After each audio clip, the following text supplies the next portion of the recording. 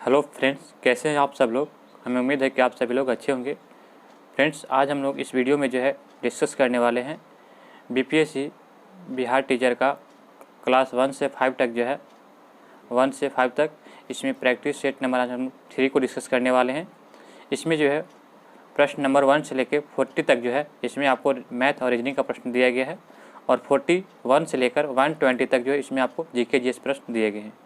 दोस्तों, आज हम लोग जो इस सेट को डिस्कस करने वाले हैं। फ्रेंड्स, इससे पहले आप सेट अभी तक नहीं देखे हैं तो आप हमारे चैनल पर जाकर उसे ज़रूर देख लेंगे। दोस्तों, वीडियो के अंत में आप अपना स्कोर बताना ना भूलें कि आपका स्कोर इसमें कितना रहा। दोस्तों, अगर इस सेट में आपका स्कोर जो है कुल में अगर 80+ आ रहा है तो आपका स्कोर अच्छा है, आपका सिलेक्शन होना ज़रूरी है। चलिए दोस्तों, समय को देर न करते हुए आज के सेशन को शुरू करते हैं। हमारा पहला प्रश्न दिया गया फ्रेंड्स कि निम्नलिखित में से किन्हें काकोरी षड्यंत्र कांड में फांसी की सज़ा दिया गया था। तो काकोरी षड्यंत्र कांड में जो है किन्हें फांसी दिया गया था, तो आपका इसका राइट आंसर क्या हो जाएगा, तो आसफ उल्ला खां, राजेंद्र लाहौरी और राम प्रसाद बिस्मिल, ये तीनों हो जाएंगे। तो ये आपका इसका राइट आंसर क्या हो जाएगा, एक से अधिक हो जाएगा। ऑप्शन नंबर 4 इसका राइट आंसर हो जाएगा। बता दो दोस्तों कि काकोरी कांड जो है यह 1925 के गोरखपुर जिले में हुआ था और यह जो है ट्रेन कांड डकैती है। तो ऑप्शन नंबर जो है 4 इसका राइट आंसर हो जाएगा। भारतीय स्वतंत्रता संघर्ष से संबंधित निम्नलिखित घटनाओं को दिए गए कोड की उन्हें सही क्रम में चयन कीजिए। तो यहाँ बताना है कि सही क्रम में चयन करना है। तो आपको बता दो कि द्वितीय गोलमेज सम्मेलन जो हुआ था यह कब हुआ था, तो 5 मार्च। द्वितीय गोलमेज सम्मेलन जो आपका हुआ था तो यह आपका हुआ था 7 सितंबर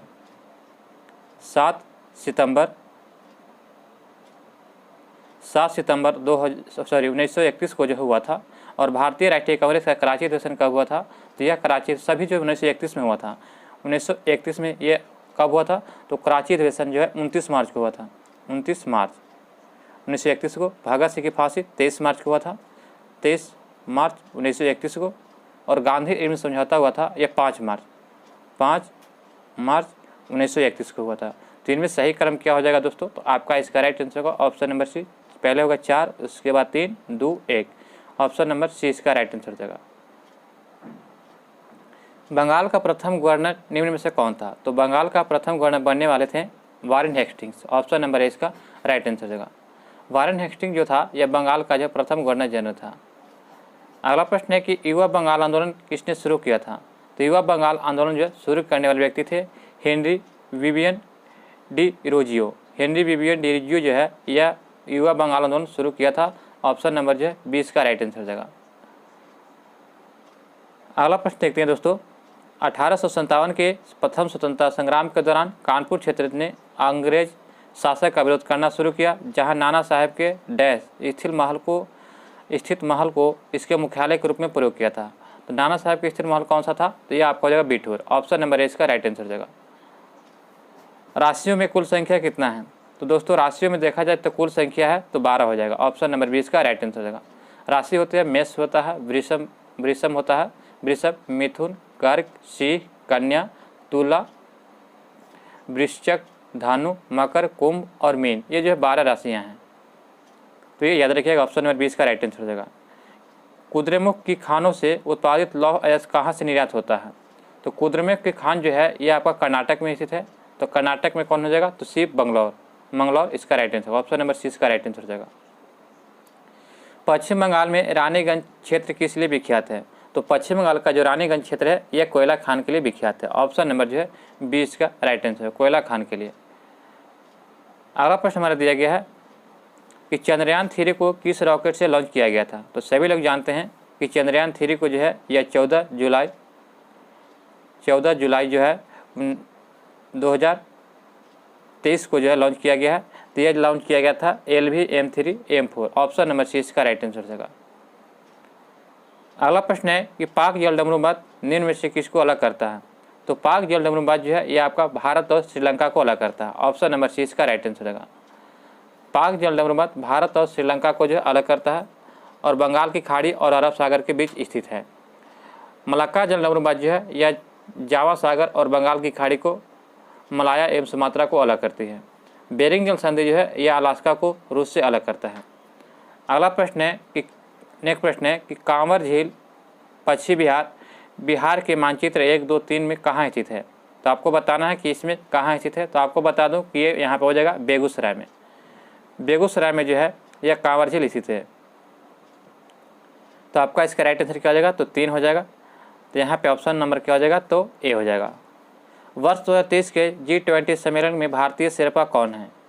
तो वर्ष 2023 के G20 सम्मेलन में भारतीय शेरपा कौन है? तो आपका इसका राइट आंसर हो जाएगा option number C, Amitabh Kant. Amitabh Kant जो है ये भारतीय शेरपा थे। भारतीय G20 शिखर सम्मेलन का अध्यक्षता पहली बार कर रहा है और भारत के G20 प्रेसिडेंसी का विषय वसुवैध कुटुंबकम या एक पृथ्वी एक परिवार एक भविष्य का लाइफ है। हमारा अगला प्रश्न दिया गया है कि अंतर्राष्ट्रीय सांख्यिकी पुरस्कार 2023 किसने जीता था? तो अंतर्राष्ट्रीय सांख्यिकी पुरस्कार 2023 किसने जीता? तो आपका इसका राइट आंसर होगा ऑप्शन नंबर ए, के राधाकृष्णन राव। के राधाकृष्णन राव ने जो है अंतर्राष्ट्रीय सांख्यिकी पुरस्कार 2023 का जीता है। ऑप्शन नंबर ए इसका राइट आंसर हो जाएगा। जुलाई 2023 में नई दिल्ली में भारत सिख जी एलायंस किसने लॉन्च किया गया? तो सिख जी एलायंस को किसने लॉन्च किया? तो यह अजनबी वैष्णव। ऑप्शन नंबर ए इसका राइट आंसर हो जाएगा। अजनबी वैष्णव के द्वारा जो है यह अंतर्राष्ट्रीय यह जो है जुलाई 2023 में नई दिल्ली में भारत में सिख जी एलायंस अश्विनी वैष्णव ने लॉन्च किया था। ऑप्शन नंबर ए इसका राइट आंसर हो जाएगा। अंतर्राष्ट्रीय अंतरिक्ष स्टेशन पर जाने वाली सऊदी अरब की पहली महिला अंतरिक्ष यात्री कौन बन गई है? तो अंतरिक्ष स्टेशन पर जाने वाली सऊदी अरब की वह पहली महिला यात्री कौन बनी है? तो रेना बरनावी। रेना बरनावी जो है यह अंतरिक्ष स्टेशन में जाने वाली सऊदी अरब की पहली महिला है। ऑप्शन नंबर ए इसका राइट आंसर हो जाएगा। क्रिकेट टूर्नामेंट में रणजी ट्रॉफी 2023 का खिताब किसने जीता है? तो क्रिकेट टूर्नामेंट में रणजी ट्रॉफी का खिताब जो है यह सौराष्ट्र ने जीता है। ऑप्शन नंबर बी इसका राइट आंसर हो जाएगा। फ्रेंड्स, आपको यह वीडियो पसंद आ रहा हो तो वीडियो को लाइक और हमारे चैनल पर नए तो सब्सक्राइब करना ना भूलें और वीडियो को लिंक के दोस्तों के साथ ग्रुप में शेयर करें।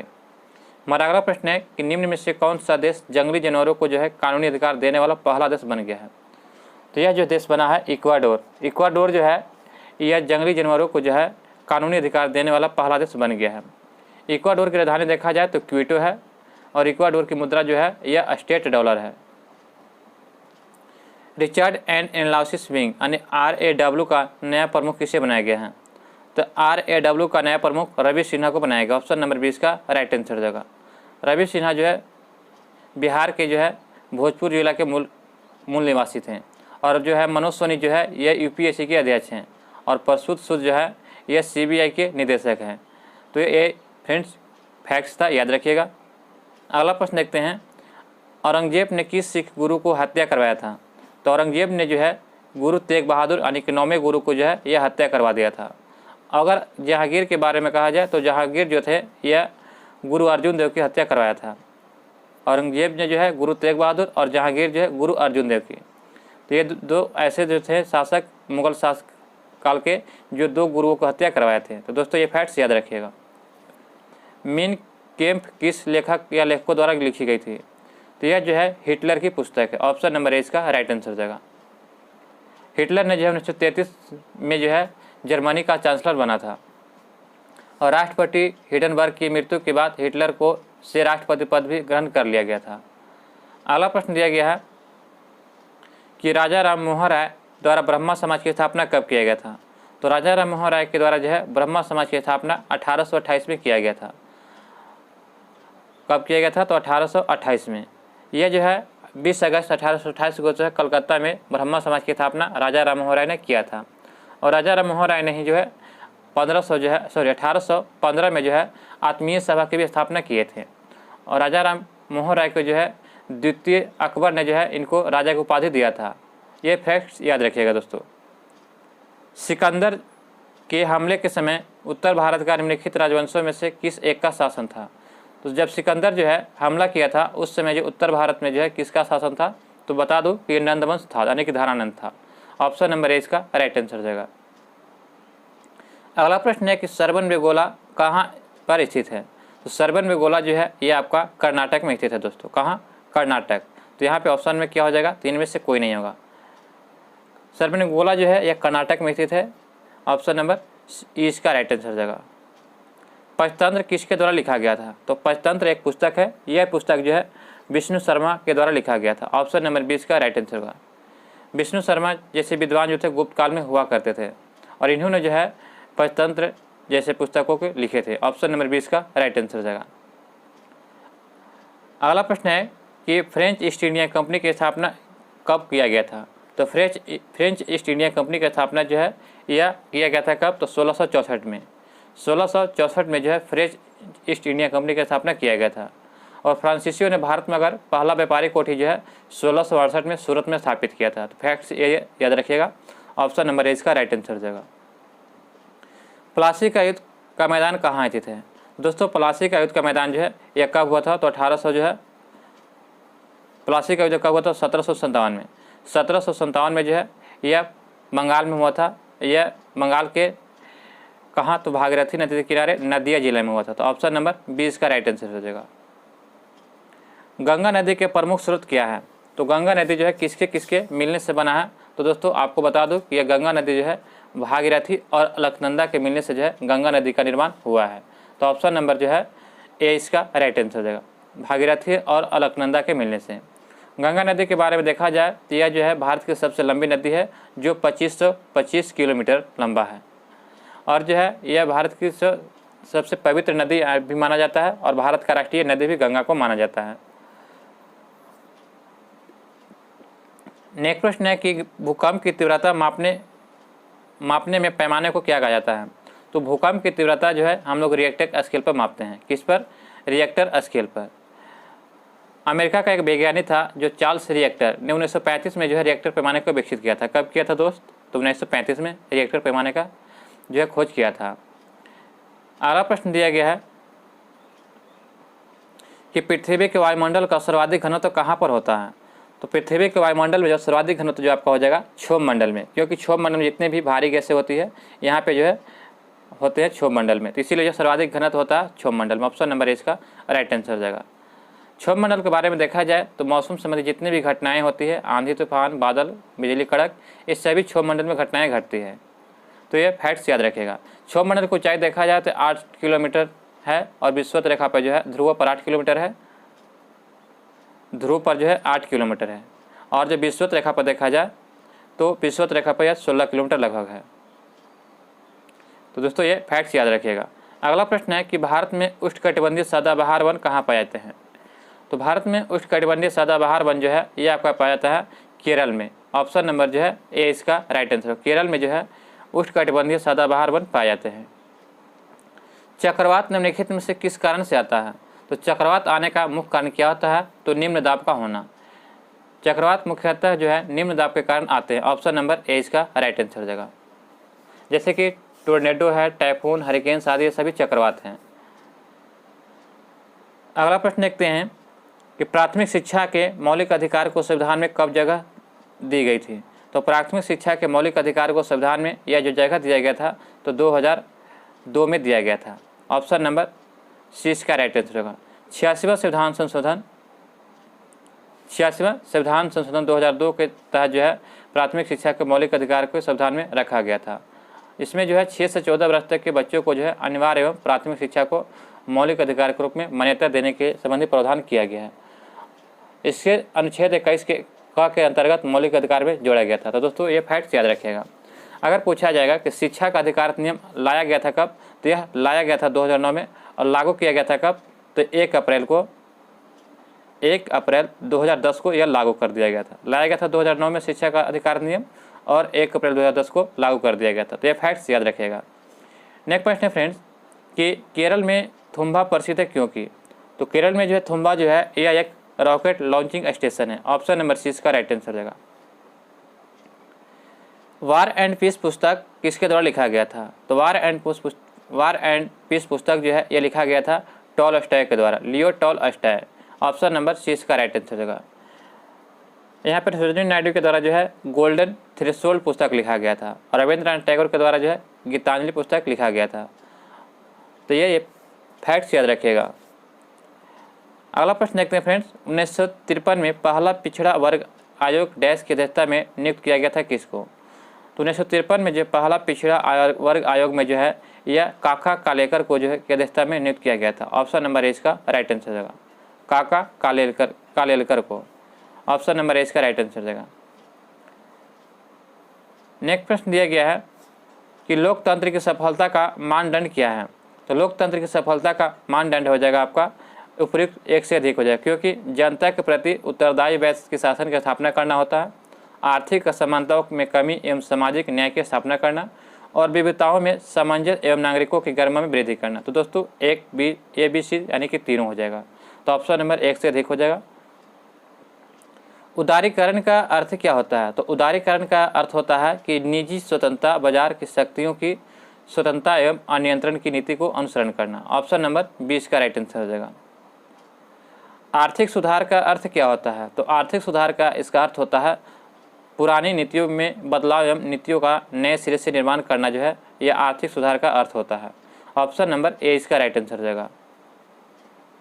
हमारा अगला प्रश्न दिया गया, प्रश्न नंबर 79 है कि निम्न में से कौन सा मानव विकास सूचकांक यानी कि ह्यूमन डेवलपमेंट इंडेक्स में शामिल नहीं है। तो बता दो कि ह्यूमन मानव विकास सूचकांक में 3 चीज़ शामिल होता है, जीवन प्रत्याशा, प्रति व्यक्ति आय और जो है साक्षरता। तो दोस्तों तो ये जो है 3 शामिल है, जबकि सामाजिक असमानता शामिल नहीं है। तो ऑप्शन नंबर सी इसका राइट आंसर हो जाएगा। मिश्रित अर्थव्यवस्था का अर्थ क्या होता है। तो मिश्रित अर्थव्यवस्था वैसी अर्थव्यवस्था को कहा जाता है जिसमें सार्वजनिक तथा निजी क्षेत्रों का सह अस्तित्व होना। सार्वजनिक और निजी क्षेत्रों का सह अस्तित्व होना यह मिश्रित अर्थव्यवस्था कहलाता है। ऑप्शन नंबर सी इसका राइट आंसर हो जाएगा। भारत जो है यह मिश्रित अर्थव्यवस्था का देश है। दोस्तों अगला प्रश्न है, निम्नलिखित में से कौन अचल पूंजी है। तो यहाँ पे पूछा गया कि अचल पूंजी कौन है। तो आपका इसका राइट आंसर क्या हो जाएगा। तो ऑप्शन नंबर इसका हो जाएगा 5 हो जाए, उपयुक्त में से कोई नहीं। देखा जाए दोस्तों तो हाल अचल पूंजी के अंतर्गत हल, बैल, ट्रैक्टर, मशीन आदि अचल पूंजी का उदाहरण है। तो ये याद रखिएगा। जबकि कोयला, पेट्रोल, कच्चा माल ये अचल पूंजी का जो है उदाहरण नहीं है। अगला प्रश्न दिया गया है कि आपदा प्रबंधन के 3 प्रमुख अंगों में कौन एक निम्नलिखित में से शामिल नहीं है। तो इनमें से कौन शामिल नहीं है। तो दिया गया कि पूर्वानुमान, चेतावनी एवं प्रशिक्षण और आपदा के बाद का प्रबंधन कार्य सही है। आपदा के समय प्रबंधन गतिविधियां होना चाहिए, भी सही है। आपदा के दौरान धार्मिक अनुष्ठानों का आयोजन करना चाहिए, गलत है। आपदा के दौरान जो धार्मिक अनुष्ठान को करना जो है यह गलत हो जाएगा। तो ऑप्शन नंबर सी इसका राइट आंसर होगा। आर्कटिका में तीसरे भारतीय शोध केंद्र की स्थापना के नाम क्या है। तो आर्कटिका में जो भारत के 3 शोध है, जो प्रथम था गंगोत्री, दूसरा का नाम था मैत्री और तीसरा का नाम था भारती। तो ऑप्शन नंबर क्या हो जाएगा। तीसरा का नाम क्या है। तो भारती हो जाएगा। तो यहाँ पे तीसरे पूछा गया, तो ऑप्शन नंबर 20 का राइट आंसर हो जाएगा। यहाँ पर देखा जाए तो अंटार्कटिका में जो है गंगोत्री जो है यह कब स्थापित किया गया था। तो यह 1983-84 में स्थापित किया गया था। और मैत्री को जो है कब स्थापित किया गया था। तो इसका जो है 1988 में किया गया था। और जो है भारतीय जो है जो तीसरा है इसको जो स्थापित किया गया था 2012 में। तो दोस्तों यह फैक्ट्स याद रखिएगा। स्वतंत्र भारत के प्रथम महाराजपाल यानी गवर्नर जनरल कौन थे। तो स्वतंत्र भारत के प्रथम जो है गवर्नर जनरल थे तो लॉर्ड माउंटबेटन हो जाएगा। अगर यहाँ पे भारतीय पूछता तो श्री राजगोपालाचारी होता, लेकिन यहाँ पे भारतीय नहीं पूछा गया है। तो ऑप्शन नंबर 20 का राइट आंसर होगा लॉर्ड माउंटबेटन। निम्नलिखित में से किससे भारत का मैनचेस्टर कहा जाता है। तो भारत का मैनचेस्टर यह अहमदाबाद को कहा जाता है। ऑप्शन नंबर इसका राइट आंसर होगा अहमदाबाद को जो भारत का मैनचेस्टर कहा जाता है। अगर पूछा जाए उत्तर भारत का मैनचेस्टर किसको कहते हैं तो कोयम्बटूर को, उत्तर भारत का मैनचेस्टर कानपुर हो जाएगा और दक्षिण भारत का मैनचेस्टर क्या होगा तो कोयम्बटूर हो जाएगा। तो फ्रेंड्स ये फैक्ट्स याद रखिएगा। ये जो दक्षिण भारत का मैनचेस्टर है ये जो उत्तर भारत का, और जो है भारत का मैनचेस्टर सिर्फ खाली पूछेगा तो अहमदाबाद हो जाएगा। अगला प्रश्न है कि बिहार का अंतिम अफगान शासक कौन था। तो बिहार का अंतिम अफगान शासक जो था यह दाऊद खां करामानी था। दाऊद खां करामानी जो था यह जो है बिहार का जो था अंतिम अफगान शासक था। अगला प्रश्न दिया गया है कि बिहार आए यूरोपीय यात्रियों में कौन चिकित्सक भी था। तो चिकित्सक के बारे में पूछा गया है। तो बिहार तो रॉल्फिच भी आया था लेकिन यहाँ पे चिकित्सक नहीं था। तो ऑप्शन नंबर ए इसका राइट आंसर हो जाएगा। यानी कि जॉन मार्शल जो था यह बिहार आने वाला यूरोपीय यात्री था। जो जॉन मार्शल एक चिकित्सक भी था। जॉन मार्शल अंग्रेजी यात्री था, वह एक चिकित्सक भी था, यह याद रखिएगा। यह जो है पटना 1670 से 71 के बीच में आया था। अगला प्रश्न देखते हैं दोस्तों कि तिलका मांझी को वर्तमान बिहार के किस शहर में फांसी दिया गया था। तो तिलका मांझी को जो है या भागलपुर शहर में फांसी दिया गया था। ऑप्शन नंबर ए इसका राइट आंसर होगा। तिलका मांझी के नेतृत्व में अंग्रेजों के खिलाफत विद्रोह की शुरुआत 1783 से 84 में हुआ था। इस विद्रोह का मुख्य उद्देश्य था संथाल क्षेत्र में अंग्रेजों को भगाना एवं जनजातीय प्रभुता को पूर्णतः स्थापित करना था। तो ऑप्शन नंबर जो है ए इसका राइट आंसर होगा। फुलकारी कढ़ाई किस राज्य से संबंधित है? तो फ्रेंड्स फुलकारी कढ़ाई जो है ये आपका पंजाब से संबंधित है। ऑप्शन नंबर 20 का राइट आंसर होगा। किस भारतीय शास्त्रीय नृत्य शैली का शाब्दिक अर्थ कथा अभिनव है? तो कथा अभिनव किसमें किया जाता है? तो यह कथकली। कथकली जो है यह केरल का जो है शास्त्रीय नृत्य है जिसमें कथा अभिनव किया जाता है। मोहिनीअट्टम भी केरल का है और कथक ये आपका उत्तर भारत का है। फ्रेंड्स भारत में जो कुल 8 शास्त्रीय नृत्य हैं, ये फैक्ट्स याद रखिएगा। योनि किस ओर जाती है? तो फ्रेंड्स योनि जो है यह गर्भाशय ग्रीवा की ओर जाती है। तो ऑप्शन नंबर 6 का राइट आंसर होगा। योनि जो है गर्भाशय ग्रीवा की ओर जाती है। कौन सी गैस का उपयोग चिप्स और ऑक्सीकृत होने से रोकने के लिए किया जाता है? तो चिप्स को जो है ऑक्सीकृत यानी खराब होने से के लिए जो है N2 का प्रयोग करते हैं। ऑप्शन नंबर 6 का राइट आंसर हो जाएगा। N2 गैस का प्रयोग करते हैं। निम्न में से किसकी जो है कोई इकाई नहीं होती है? तो फ्रेंड्स इनमें से किसकी कोई इकाई नहीं होती है? तो आपको बता दूं कि फोकल की लंबाई होती है, शक्ति की भी होती है, लेंस की भी होती है। तो ऑप्शन नंबर ए हो जाएगा, इनमें से कोई नहीं। देखा जाए फ्रेंड्स तो आवर्धन का जो है कोई इकाई नहीं होता। किसका? आवर्धन याद रखिएगा।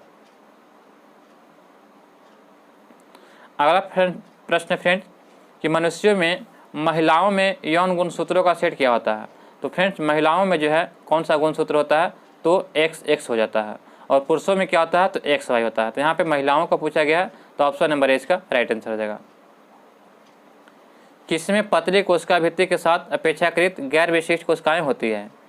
तो पतली कोशिका भित्ति के साथ अपेक्षाकृत गैर विशिष्ट कोशिकाएं होती है। तो फ्रेंड्स आपका इसका राइट आंसर होगा ऑप्शन नंबर बी, पर्णिकाइमा में। ऑप्शन नंबर 20 का राइट आंसर होगा। पर्णिकाइमा में जो है पतली कोशिका भित्ति के साथ अपेक्षाकृत गैर विशिष्ट कोशिकाएं भी होती है। तो ऑप्शन नंबर जो है 20 का राइट आंसर होगा।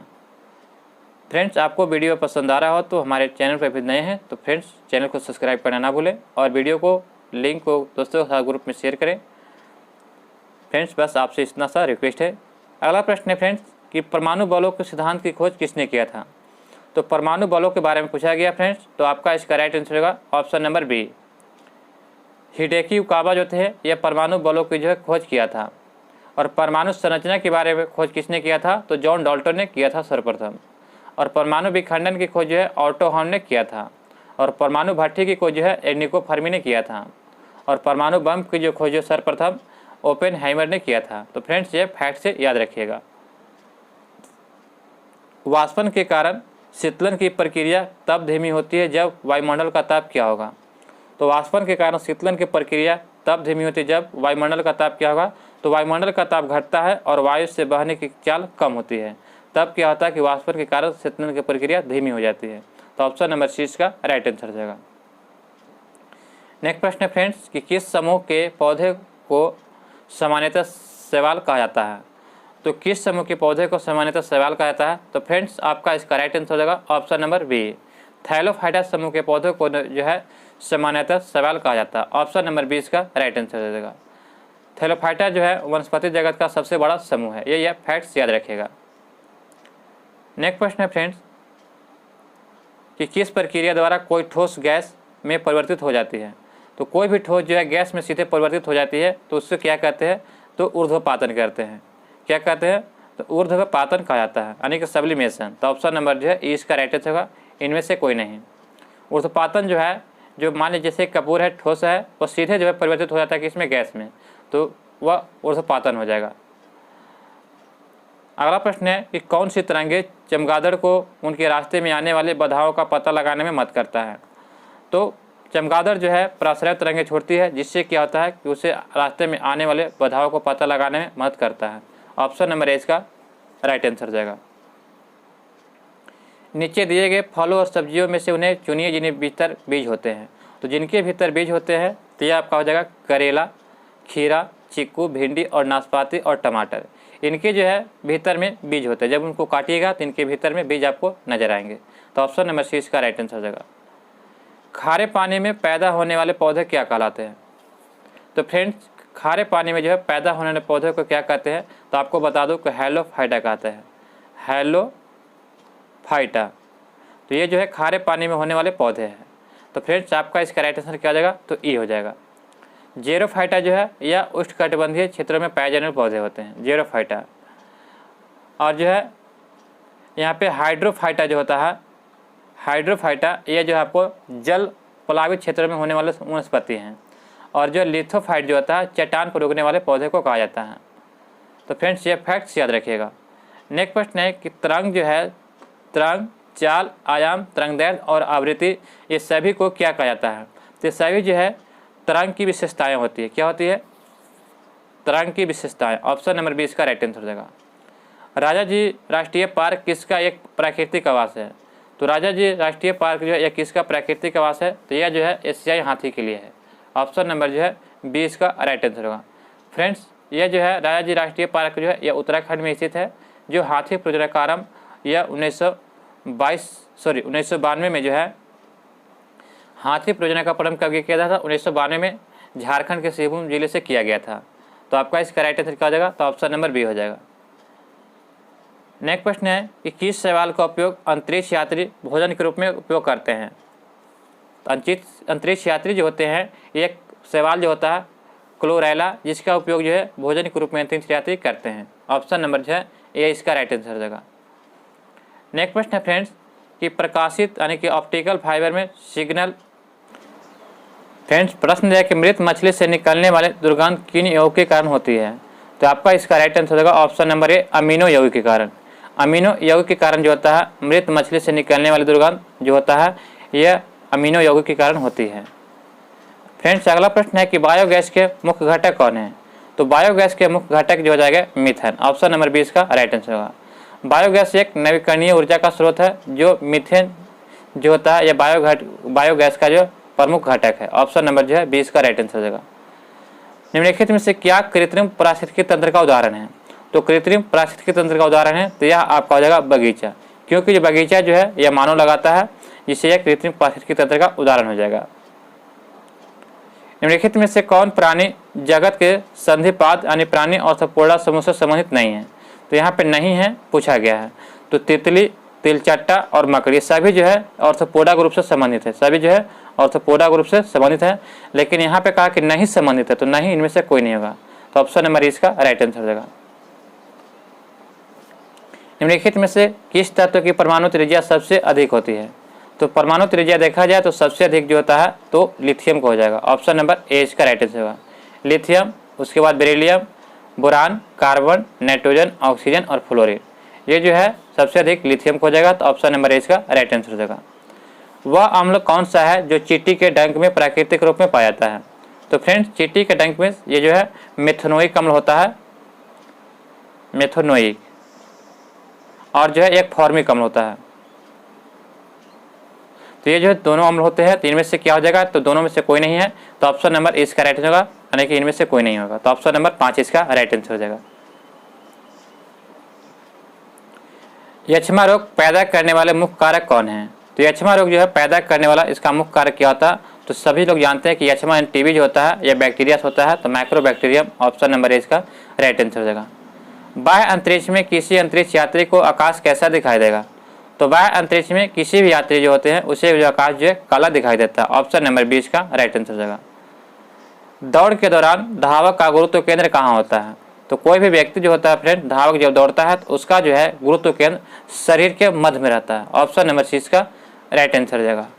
रुधिर कैंसर का दूसरा नाम क्या है फ्रेंड्स, तो फ्रेंड्स रुधिर कैंसर का जो है दूसरा नाम क्या है, तो आपका इसका राइट आंसर क्या हो जाएगा, लिम्फोमा और ल्यूकेमिया। लिम्फोमा और ल्यूकेमिया जो है ये रुधिर कैंसर का दूसरा नाम है। तो फ्रेंड्स एक से अधिक हो जाएगा, ऑप्शन नंबर 4।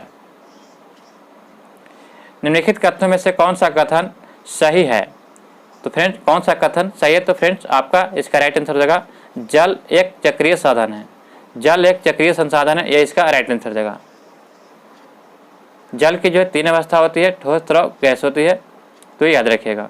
जल एक नवीकरणीय भी संसाधन भी है। तो ऑप्शन नंबर जो है ये इसका राइट आंसर हो जाएगा। फ्रेंड्स आज का जो है अंतिम प्रश्न हमारा दिया गया है कि किसी तालाब के तल में पाए जाने वाले अपघाटकों के उदाहरण कौन सा हो जाएगा, तो किसी भी तालाब के तल में पाए जाने अपघटकों के उदाहरण क्या हो जाएगा, तो कशाभिका। ऑप्शन नंबर 20 का राइट आंसर हो जाएगा। कशाभिका जो है तालाब के तल में पाए जाने वाले अपघटकों के उदाहरण है। ऑप्शन नंबर 20 का राइट आंसर होगा। कशाभिका जो है प्रोटोजोआ का उदाहरण है, ये याद रखिएगा। फ्रेंड्स, हमें उम्मीद है कि आपको यह वीडियो पसंद आया होगा। अगर आप इससे संबंधित PDF चाहते हैं तो आप हमारे Telegram channel online study exam करके सर्च करें और ज्वाइन करें, या तो डिस्क्रिप्शन में लिंक दिया गया है उससे ज्वाइन करें। फ्रेंड्स, आप अपना स्कोर बताना ना भूलें कि आपका स्कोर इसमें कितना रहा। फ्रेंड्स, मिलते हैं नए वीडियो में नए प्रश्नों के साथ। जय हिंद, जय भारत।